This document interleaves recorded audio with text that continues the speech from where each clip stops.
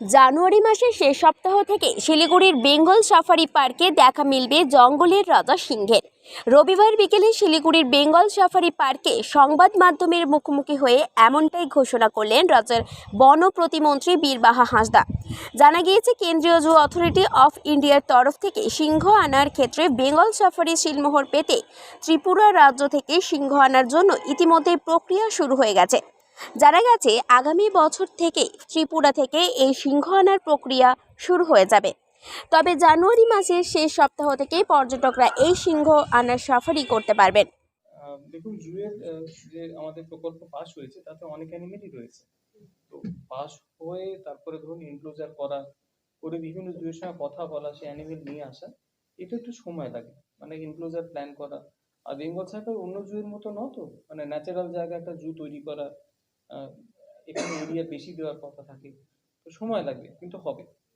সামনে কয়েক বছরের ভেতরে আপনারা দেখতে পাবেন। এই যে রেভিনিউর কথা বলে প্রায় 5 কোটি টাকা, বিগত বছরগুলি যদি তুলনা করা যায় সেটা কতটা কম বেশি?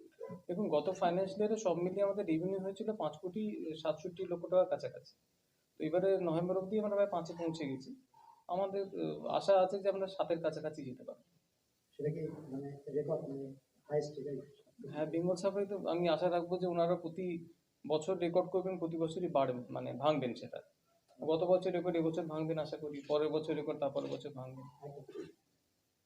হিমালয়ান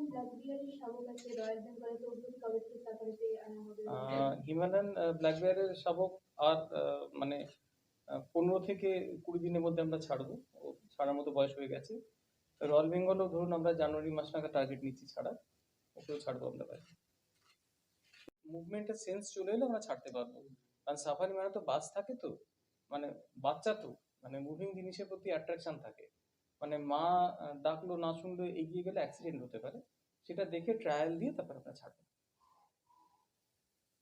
সিংহ আনার পরে সিংহকে সেটেল করাতে হবে। মানে সিংহ নতুন জায়গা, প্রথমে এসে নাইট শেল্টারে সেটেল হবে। নাইট শেল্টারের সামনে একটা বড় ক্রাল করা আছে, ক্রালে ওরা সেটেল হবে। আর তারপরে সাফারিতে আমরা ওদের ছাড়বো, ছেড়ে দেখবো ওরা কিভাবে সেটেল হচ্ছে। যখন অ্যানিমেল সেটেল হয়ে যাবে তখন আমরা সাফারি খুলে দেবো।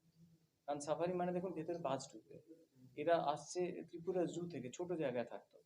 যতক্ষণ না বড় জায়গায় এরা ন্যাচারালি সেটেল হচ্ছে ততক্ষণ অব্দি ছেড়ে দেওয়া যায় না, একটু সময় লাগবে। Bureau report, 99 news Bangla.